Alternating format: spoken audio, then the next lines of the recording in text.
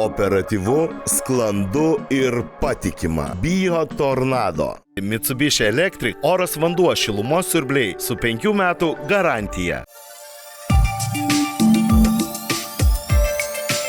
Galime svajoti apie pačius gražiausius aukso rūmus. Galime žinoti ir įsivaizduoti, kokio ilgio plaukimo baseino takelis tenai bus. Koks gražus marmurinis stalas stovės valgomajame. Tačiau be vieno dalyko aukso rūmai niekaip nefunkcionuos. Tai yra nuotekos. Tai yra tema, apie kurią mes norėtume šiandien plačiau pasikalbėti su mūsų laidos ir mūsų pokalbio bičiuliais iš bionuotekų, kurie ir mums papasakos visą teisybę apie nuotekas ir ką daryti su jomis, jeigu jos nepasišalina iki galo. Pristatau mūsų svečius šiandien Julių ir Kęstutį. Tai gal trumpai ir pradėkime nuo pačių pradžių, kaip sakoma, tai yra biotechnologijų grupė. Tai kaip atsirado šitą įmonę, pavadinimas ir apskritai jūsų veikla, nuo ko prasidėjo? Tai biotechnologijos grupė, tai kaip ir pavadinimas sako, ne, tai yra kažkas susijęs su bio. Iš esmės, su biologija. Iš esmės, įmonės veikla tai yra nuotekų valymo įrenginių gamyba, pardavimas, priežiūra, projektavimas. Realiai, kaip visa idėja gimė, tai ko gero čia yra daug labai metų atgal istorija. Universitete buvo įgyta inžinerijos specialybė. Taipogi gyvenau name, kaip ir dabar gyvenu, ir name buvo sumontuoti neefektyvus dėja, bet nuotekų valymo įrenginiai. Kaiminystėje taipogi buvo tais laikais įvairi situacija. Tai buvo kur tai išgrėbimo duobės, kur tai septikų talpos. Bet dėja dažnu atveju, tai vienas ar kitas įrenginys tuometinis skleisdavo nemalonų kvapą.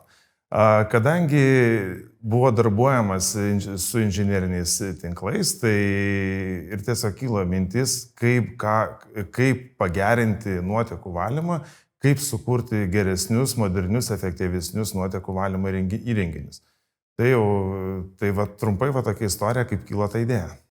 Kęstuti, kaip jūs atsirado šiame versle? Mes su Juliu pažįstame ne pirmus metus, dirbome statybų sferą, kaip sakoma, du bičiuliai susijėjo ir sugalvojo savo naują įmonę, kurių simtų pradžioje tiek su valymo įrenginiais, tiek su inžineriniais tinklais. Taip susikūrė įmonė biotechnologijos grupė. Papasakokit, kokia buvo pati pradžia. Na, ta pati pradžia visada būna tokia, vieniem būna prisvilęs blynas, kitiem neprisvilęs. Kokie jūsų pirmį kartą, ar prisvilę, ar nelabai? Prisvilusių blynų, kaip sakoma, pas visus nutinka. Stengiamės, kad pirmieji objektai mūsų daromi būtų tikrai atsakingai. Dėdavom visą, kaip sakoma, pastangas, kad patirties gal šiek tiek trūko, bet stengdamės viską įgyvendinti pilnai. Gerai, o dabar, Juliau, jūsų norėjau paklausti, na, pradžia, šaunuoliai tikrai gerai įsivažiavo, matome visi.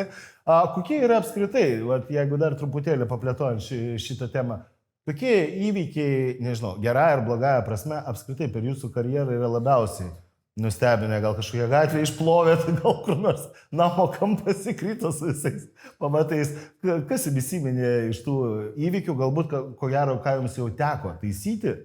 Greičiausiai ne ką jūs patys pridirbot. O jau kai atvažiavote į objektą ir pamatėt, kad ojojoj, kas tai galėtų būti?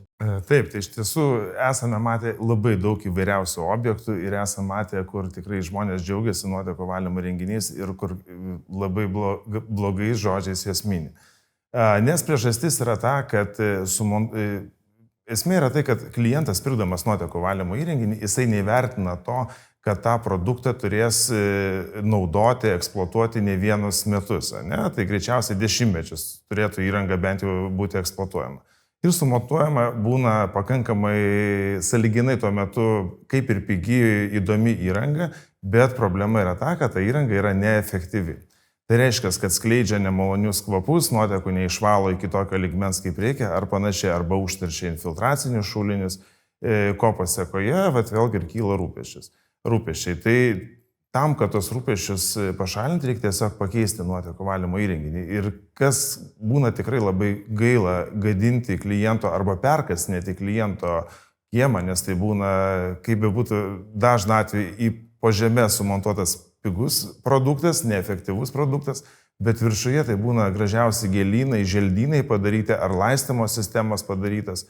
Ir dėl to, kad buvo kažkada anksčiau klaida padaryta, reikia visą tą gėrį ardyti. Taip, kad visą laiką reikia vertintis, renkantis produktą, ar tikrai jis yra geras, ar jūs jį galėsite galbūt net ir tą pačią įmonę pasidomėti, ar jinai yra patikima, ar ką jinai gamina, ar tikrai yra sertifikuoti nuotekų valymo įrenginiai.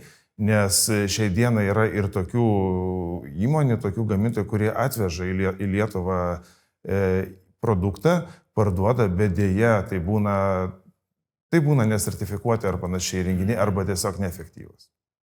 Na, iš tikrųjų, šitoje vietoje mes palėtėm tokią labai jautrią temą, tai yra lietuvių taupumas. Aš manau, kad apskritai visos tautos turbūt turi šitą bruožą, bet pas lietuvis jis yra ypatingai stipriai išreikštas. Ir jūs dabar minėjote jau apie pasiekmes, bet tuo pačiu mes, manau, galime jau pereiti prie pagrindinio dalyko, tai yra apskritai bačkos pasirinkimo. Vizualiai nuėjus, man, pavyzdžiui, kaip neprofesionalui, ypatingai pirmi keli metai, ta pati Restos paroda ar kitos parodos, iš išorės kaip ir labai panašu, daugiau mažiau. Vidus taip jau yra skirtingas, tai išsiaiškinau gerokai vėliau. Tai, Juliau, jeigu žmonės tikrai yra, neturi patirties, dar nebuvo gyvenime su tom susidūrė, galbūt savo tą pirmą svajonių namą statosi, galbūt įsigijo, nori renovuotis, kaip pasirinkti teisingai tą bačkutę ir į ką svarbiausia yra atkreipti dėmesį? Tai ko gero reikia atkreipti dėmesį, vėlgi pasikartosiu galbūt, kad produktą mes planuojame arba ketiname eksploatuoti ilgą laiko tarpą. Ne? Tai besirenkant nuotekų valymo įrenginį, be abejonės taip mes esame matę įvairių iš tikrųjų pavyzdžių, kokie yra įrenginiai pagaminami ir parduodami. Vertinkime bent jau, pradėkime vertinti įrenginio išvaizdą, kaip jis yra pagamintas, kaip jisai yra surinktas. Ne kiekvienas mes turime puikias akis ir matome gražius, kokybiškus estetinius suvirinimus produktą. Tai reiškia greičiausiai, kad jau bus tas produktas vienaip ar kitaip gerai surinktas, nes būna iš tiesų tų pačių produktų purvini, ten kreivos detalės ar panašiai. Ir tai yra šiandien. Vien tik tai iš vizualinės pusės pasižiūrėjus, apskritai iš darbo kultūros, kaip yra pagaminta, galima jau vertinti apie produktą, ar jisai galbūt jis bus ir įdomus jums, įsigijant. Sekantis dalykas, be abejonės, jūs turite kaip vartotojas, įsivertinti įrenginio, kas yra rašoma dokumentuose. Nes nereikia pamiršti, kad mes gyvename Europos Sąjungoje. Europos Sąjungoje yra reikalavimai, kaip ir daugeliu kitų dalykų, lygiai taip pat ir nuotekų valymoje. Tai galbūt ne apie tai dabar, kad, sakykime, kiek ten miligramų vienų ar kitų ten elementų turėtų likti išvalytose nuotekose, bet bent jau atkreipkite dėmesį, ar yra ten tam tikri pozicijos, pavyzdžiui, ten fosforo, bendrojo azoto, ten skendinčių ir panašiai deklaruojamos pozicijos. Taipogi, ką reikia pabrėžti, kad likutinės vertės turėtų būti ne procentais išreikštos, o miligramais išreikštos. Tai yra, be abejonės, kiekvienas tikrai galim, šiuolaikiški žmonės esame, pasikelti, atsiversti internete nuotekų tvarkymo reglamentą, kur ten yra juodo ant balto parašyta, kaip įrenginiai turėtų valyti jūsų nuotekas. Tai ko gero, tai yra pagrindiniai aspektai - efektyvumas įrenginio, kokybė. Vėlgi, sakykime, dėl tų pačių įrenginio pertvarų. Vienas gamintojas įdėgė daugiau kamerų pertvarų, kitas galbūt mažiau. Kiekvienas įrenginys jisai yra iš esmės kūrinys, ir kiekvienas gamintojas kūrinį vienaip ar kitaip sukuria. Bet toliau yra kitas klausimas, ant kiek tai įrenginiai yra iš tikrųjų efektyvus, nes toliau vėlgi taipogi labai yra svarbu ten išlaikyti teisingi darbiniai tūriai įrenginio tam, kad maišymai, užlaikymai ar panašiai, tam, kad įrenginys jisai veiktų efektyviai. Klausimas Kęstučiui, ar dažnai skaitote perkamų daiktų instrukcijas? Šiek tiek žmonės domisi šitą informaciją, bet dažniausiai pardavėjui reikia pačiam pateikti šią informaciją ar tinkamai sudominti patį pirkėją ir tą informaciją suteikti sutrumpintą variantą, aiškiai ir kad žmogus tinkamai supras. Tai čia galbūt ir yra tas jūsų pagrindinis darbas ir pirmoji misija apskritai atvažiavus, ko gero viskas nuo apžiūros prasideda. Tai žmogus suteikti tikslę informaciją. Ar jūs iškart darot pardavimus? Nepaslaptis. Kadangi jūs su jumis turiu truputuką patirties, tai galiu pasakyti, kiek aš bent jau pastebėjau, jūs tikrai stengiatės sąžiningai atlikti savo darbą ir informuoti klientus. Tačiau toli gražu ne visi taip elgiasi, kiti atvažiavę į objektą iš karto daro pardavimą. Tai ir jūs ir Kęstuti klausia, tai koks jūsų prioritetas? Ar papasakoti apie veikimą sąžiningą ar padaryti pardavimą? Kiekvienas objektas yra individualus, kaip pas mus kreipiasi klientas. Visuomet paklausime, ar jam reikalingas tik tais mūsų įrenginys parduodamas, ar kartu su visų įrengimu. Jeigu yra klientas pageidauja visos paslaugos, nuo pardavimo iki įrengimo, kiekvieną objektą įvertinam individualiai, nes tai yra daug niuansų. Kokiam gilyje iš pastato išeina vamzdis, kurioje vietoje suprojektuotas valymo įrenginys, kokios infiltracinės savybės yra grunto, koks infiltracinis sprendimas yra parenkamas. Taip pat žmogui suteikiama informacija, kad įrenginys būtų pasirinkamas tinkamo našumo. Tai yra, kiek gyventojų planuoja gyventi namuose ir pasirinkti ne per mažo našumo valymo įrenginį. Štai šios visus prioritetus įvertina, mes galime klientui parinkti tinkamą sprendimą nuo A iki Z.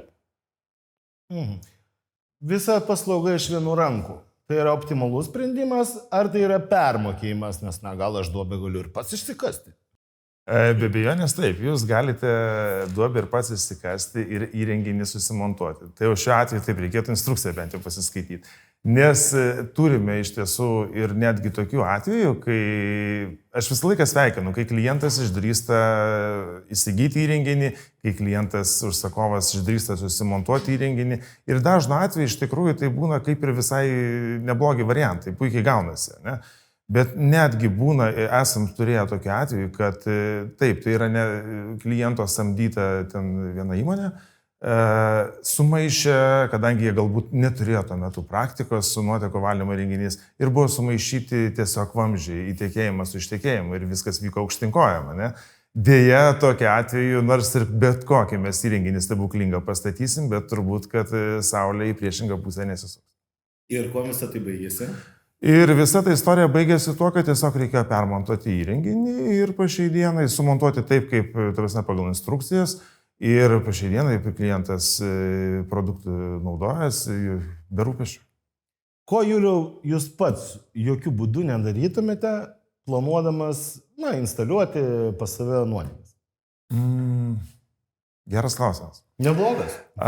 Tikėtina, kad jeigu aš bestatyčiau dabar naują namą, aš nemontuočiau nuotekų valymo įrenginių važiuojamoje daly.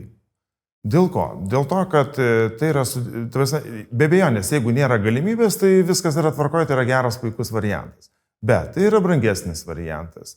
Ta pati variantą nuotekų valymo įrenginį važiuojamoje daly galbūt netgi ir bus sudėtingiau šiek tiek prižiūrėti ar panašiai. Ne? Jis yra užvažiamas, yra užspaudžiamas metaliniu dangčiu.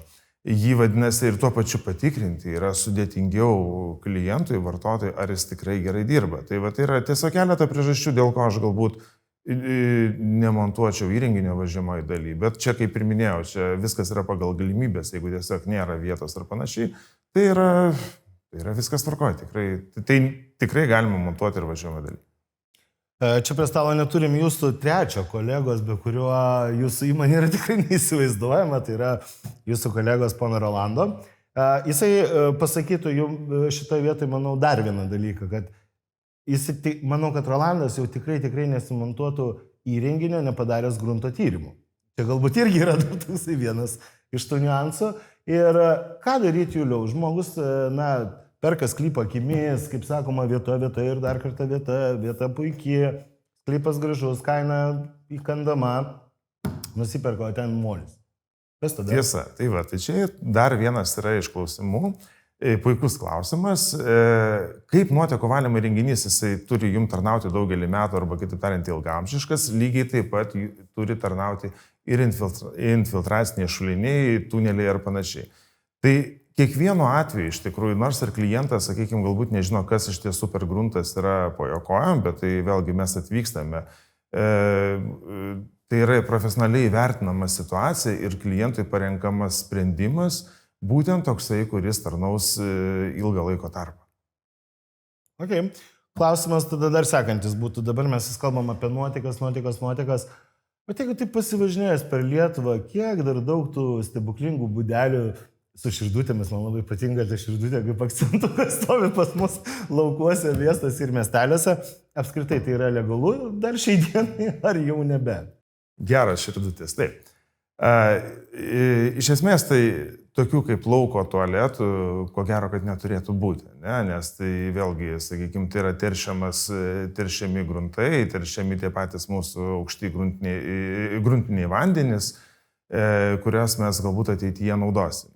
Ne? Čia ko gero būtų tikslingesnis klausimas, ne tai, kad tik tos būdelės su širdelė, bet šalimais prie pastatų įrengtos duobės, iš kurių, kaip bebūtų gaila, dar po šiai dienai nuotekos skverbėsi į gruntą. Aš nesakau, kad tos duobės negali būti. Galbūt tai turėtų būti kaupiamieji rezervarai, kuriuose ten kaupėsi nuotekos ir vėliau ten išvežamos ar panašiai.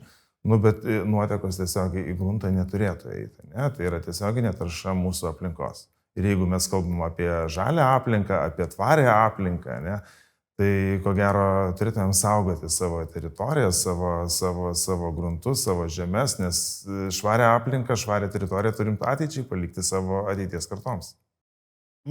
Kęstuti, jūsų akimis kokia situacija Lietuvoje? Ar gerėja tvarkymas? Reikia pasidžiaugti, kad tiek pernai, tiek šiais metais dauguma savivaldybių skiria šiokius tokius finansavimus žmonėm atsinaujinti ir pasikeisti tas lauko būdelės į šiuolaikinius įrenginius, kad ir žmonės nepasirinka pačio efektyviausio įrenginio, bet vis tiek džiugu, kad yra šioks toks finansavimas, žmonės žiūri į perspektyvą ir modernizuojasi savo namų ūkius. Labai įdomi informacija, manau, mūsų žiūrovams būtų. O sakykit, prašau, kur tiesiog nuoroda, kur būtų galima rasti daugiau informacijos? Visuomet rekomenduojama kreiptis į savo rajono savivaldybę arba į seniūniją ir vietiniai darbuotojus turėtų tikrai pateikti šitą informaciją. Čia netgi su valstybės parama galima šitus dalykus statytis. Kiekvienos savivaldybės yra atskira finansavimo sistema, kai kur finansuojama iki tam tikros sumos projekto, kai kurios savivaldybės finansuoja iki tam tikros projekto suminės sumos. Pratau, tai dabar, tarkime, aš paminėjau laukus, ten kažkokias didelės erdvės, bet tai lygiai taip pat šitą informaciją turėtų būti aktuali ir sodų bendrijų gyventojams, kurie gyvena daug tankiau negu žmonės laukuose. Ir kaip tik ir sekantis klausimas, kurį norėjau jums užduoti ir būtų apie sodus, tai yra, kokia situacija yra dabar apskritai sodose, nes mes kur turime laukus, ten yra mažiau apribojimų, gal dar kažko, sodai nedidelė teritorija, aplinkui kaimynai, ne faktas, kad jie bus draugiški, būna kaimynų ir piktybinių. Kaip sodose situacija, jinai tvarkosi jūsų akimis žiūrint, ar dar yra? Dažnu atveju, kaip ir didžiosiuose miestuose, sodų nameliai pamažu mažėja ir juose įsikuria vis daugiau naujos statybos namų statomų ir jaunos šeimos. Su nuotekų tvarkymu džiugu žinoti, kad šiek tiek irgi situacija gerėja ir dažnu atveju žmonės persidaro savo senas sistemas arba diegia naujas dėl nuotekų tvarkymo. Žinoma, sodo sklypai yra nedidelio ploto ir juose sunku viską, kaip sakoma, norisi ir garažo, ir žaliosios zonos, ir automobilių stovėjimo aikštelės, bet viskas priklausomai nuo tinkamo išdėstymo, ar tikrai galima tinkamą sistemą įrengti net ir mažame sklype. Regioniniai parkai. Tikrai mes žinom, kad ten yra sava problematika, jeigu šuliniai yra ir įregistruoti, tai, nuotekų prieš 100 ar 200 metų nelabai kas registravo, jų paprasčiausiai nėra. Kokie sprendimai yra galimi regioniniam parkam? Tai iš tiesų tai galimi keli variantai. Tai galbūt tai galėtų būti ir kaip ir kaupiamasis rezervuaras nuotekom, bet klientas tiesiog susidurs ateityje su problema ta, kad reikės tos kaupiamosios rezervuarus pakankamai dažnai valyti, tuštinti. Tai yra alternatyva visam tam, alternatyva kaupiamiesiams rezervuarams. Tai yra biologiniai nuotekų valymo renginiai, kurie yra efektyvūs, kurie darbuojasi tyliai, kurie neskleidžia nemalonių kvapų ir be abejonės atitinka reikalavimus. Pereikime konkrečiai prie įrenginio veikimo. Reiškia, tiek jūsų bačkučių, tiek ir visų kitų. Taip, iš tiesų tai negaliu pasakyti, kad mes esame dievai ir sugalvojame tą nuotekų valymo įrenginį. Tai daug kas prisidėjo, iš tikrųjų tai yra daug labai mokslo yra įdėta, pritaikyta įvairių metodikų. Taipogi esame, ko gero pasigirsiu, dėkingi, mes esame gavę ir Europos paramą būtent įrangos kūrimui. Ir džiaugiamės tuo, kad iš esmės sutelkia praktiką, savo surinktą gyvenimišką praktiką, kuri yra sudėta, buvo mūsų surinkta su inžineriniais tinklais, su kitų gamintojų nuotekų valymo įrenginiais. Taipogi begalė mokslo žinių buvo daug įdėkta į nuotekų valymo įrenginį. Rezultate mes sukūrėme produktą, kuris iš tiesų lengvai dirba, lengvai tarnauja klientams ir nekelia jiems rūpesčių. Ir dabar, kom skiriasi jie iš lauko, mes jau išsiaiškinom. Tai turi būti gražios siūlės, nors jie visi vizualiai labai panašus. Vidus. Čia jau ko gero skirtumų yra daugiau. Kodėl pas tave yra daugiau kamerų negu pas tavo konkurentus? Tiesiog, kad gražiau atrodytų. Taip, aš laukiu šitą klausimą, puikus iš tikrųjų klausimas. Tai yra mūsų technologija. Tai yra mes sukūrę esame būtent technologiją nuotekų valymo, tai būtent su 8 darbiniam kamerom. Ne? Tai mes įskaičiavome srautus, mes įskaičiavome greičius ir mes tiesiog tuo metu neradome geresnio, efektyvesnio būdo nuotekom šalinti, kaip būtų įdiegta 8 kamerų nuotekų valymo technologija. Ir iš esmės matome, kad tikrai neklydome, kad įrenginiai, kaip ir minėjome, jie yra tvirti. Tai vėlgi, sakykime, dėl tų pačių 8 darbinių kamerų mes laimėjome ir įrenginio tvirtumą dėl gniuždymo. Tai yra didelis laimėjimas. Dėl 8 darbinių kamerų mes laimėjome įdiegtų įrenginyje momentinius didesnius nuotekų kiekius išleidžiamus į įrangą. Ne? Dėl 8 darbinių kamerų mes laimėjome galbūt tylesnį nuotekų valymą arba ramesnį nuotekų valymą. Tai yra, kaip pasakyti, čia daug galima kalbėti, bet taip sutrumpintai, tai keletą temų, kuo galiu pasidalinti. Kęstuti, čia tiesa ir mitas, kad bačkos kitų gamintojų, aišku, ne jūsų, jūs paima, tarkim, gali suskilti, jeigu bus nepakankamai skysčio, iš viso gali grundas suspaust, sutraiškit. Čia yra tiesiog konkurentų skleidžiamas melas, ar tokių praktikoje esat matę? Tai yra tiesa. Kaip ir minėjome, dirbame su šia sfera ne vienus metus ir esame per savo ilgą patirtį tikrai pastebėję.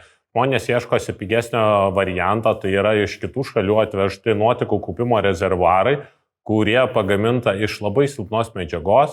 Paprasčiausiai aptarnavimo metu užsirbimas visas tūris iš to bačkos, pavadinkim, talpos ir nuo grunto savybių spaudimų. Jos paprasčiausiai subliūkšta, sulūšta ir tada žmogui iškyla didelis galvos skausmas, ką su juo daryti. Nes ta sistema jau yra neveikinti, jis tuo metu, kaip pavyzdys, sutaupė kelis šimtus eurų, tačiau visas proceso perdarimas į naujesnę sistemą, tvarkymas atsistoja daug didesnius pinigus, negu buvo sumokėta pirminio etapu.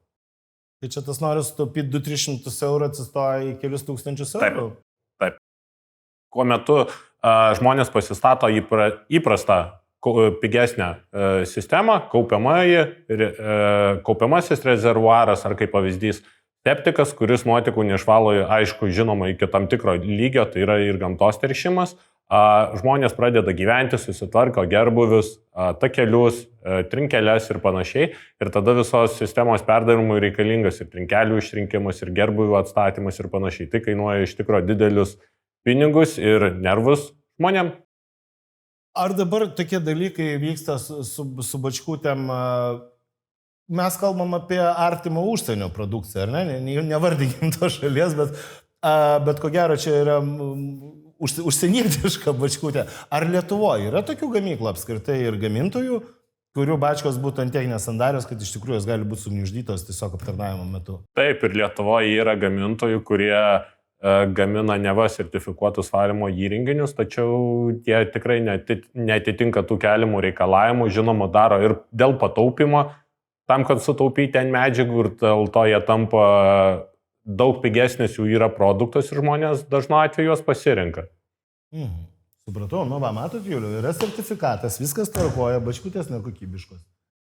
Taip tiesiog gali būti, ne taip yra iš tikrųjų. Tai realiai didžioji problema, ko gero, kad yra klientai kol kas nelabai dar tikrinami, kaip jų nuotekų valymo įrenginiai veikia. Tikėtina, kad artimiausiu metu, tai mano nuomonė tai yra klausimas metų ar keletas metų, kai iš tiesų turėtų sugriežtėti nuotekų valymo įrenginių patikrinimai, kaip jie gerai, efektyviai valo. Vėlgi, sakykime, kad suprastumėt efektyvumus, nes aš kartoju ne vieną kartą efektyvus nuotekų geras įrenginys ar panašiai. Kuo skiriasi, pavyzdžiui, šio laikinis įrenginys efektyvumu procentais nuo septikų galbūt talpų, ne? Arba kaip jūs kalbate, tos bačkelės atvykusios iš svečiųjų šalių. Ne? Tai septikų talpų efektyvumas jis yra preliminariai apie 20-25 procentai. Ne? Ir tai yra, sakykime, jeigu mums šypsosi, jeigu mums sekasi valyti gerai nuotekas. Ne? O pavyzdžiui, biologiniai nuotekų valymo įrenginiai, pavyzdžiui, kaip mūsų gaminys Biotornado, jisai išvalo net iki 98 procentų efektyvumo. Ne? Ką tai reiškia? Tai reiškia, kad tuo vandeniu, jeigu yra būtinybė, mes galime palaistyti kaip pavyzdys pievą, veją, ten gėlyną ar kažką ar panašiai. Ne? Nu, žinoma, nelaistykime pomidoro, agurko, ne? Nes tai mes valgysim vėliau tas daržovės. Bet iš esmės tai ir pasako, kad, sakykime, jeigu mes jau galim veją laistyti, tai yra išvalytas vanduo, tai yra skaidrus vanduo, tai jisai neskleidžiantis yra nemalonių kvapų. Ar vėjas laistymas su infiltraciniu turiniu apskritai yra higieniškas reikalas? Nes taip, įsidėjus dar kokią, man vienas gamintojas pasakojo, kad pas mus ant tiek išvalo, kad jeigu dar įsidėtum vieną tabletę, galėtum ir išgerti. Ar aš norėčiau gerti tą vandenį? Ko gero ne. Bet vėlgi, kaip minėjau, kai įrenginiai efektyviai dirba, ne, tai tas vanduo, techninis vanduo, jis yra skaidrus, jis yra švarus ir tai tikrai nėra kliūtis laistyti pievą. Ne?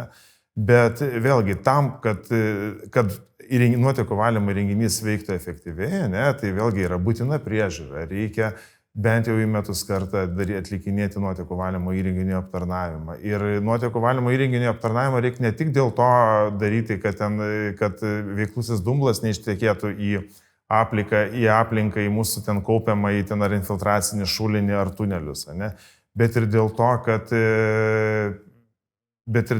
kad pats įrenginys, pačiam įrenginiui būtų lengva dirbti. Arba kitaip tariant, kaip pavyzdys, paimkime spurgą, ne? Arba ten, sakykime, kempinę. Ne?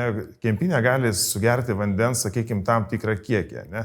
Bet kai būna sugertas kempinėje per didelis vandens kiekis, tas vanduo tiesiog ištekinėja iš tos kempinės. Ne? Tai lygiai taip pat ir nuotekų valymo įrenginys. Jis gali susirpti arba gražesnis galbūt žodis įsisavinti daug teršalų. Ne? Bet kai tų teršalų būna per daug, tai tiesiog jis yra nebeefektyvus. Tai tam, kad ateityje klientui nekiltų rūpesčių ten, kaip ir minėjau, su nuotekų valymu, tai mes visą laiką irgi siūlome galbūt ir pasirašyti su mūsų kompanija ar kitomis kompanijomis aptarnavimo įrenginio sutartį, priežiūros, tai keli žodžiai turbūt tiek. Supratau. Ir pačiai pabaigai 3 iš kiekvieno jūsų patarimai visiems tiem, kas šiuo metu žiūri šią programą ir galvoja, kad jiems reikėtų nuotekų sistemas. 3 pagrindiniai punktai, ką privalu žinoti arba į ką reikia atkreipti dėmesį jūsų nuomonė.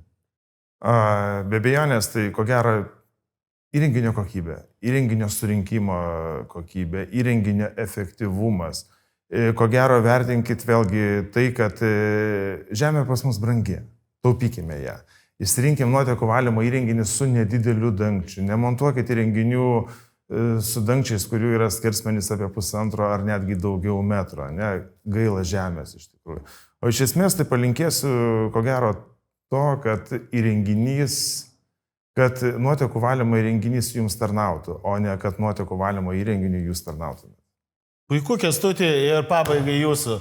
3 auksiniai patarimai visiems tiem, kas planuoja įsirengti nuotekas. Dažnu atveju kalbama apie naują statybą, apie jaunas šeimas, kurios statosi, kaip sakoma, savo svajonių būstą.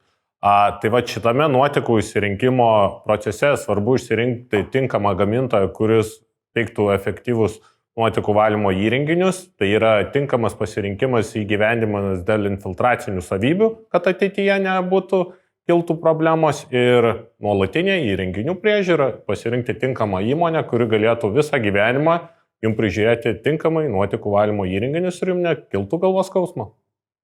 Taigi labai noriu padėkoti tiek Kęstučiui, tiek Juliui, kad šiandien apsilankė pas mus.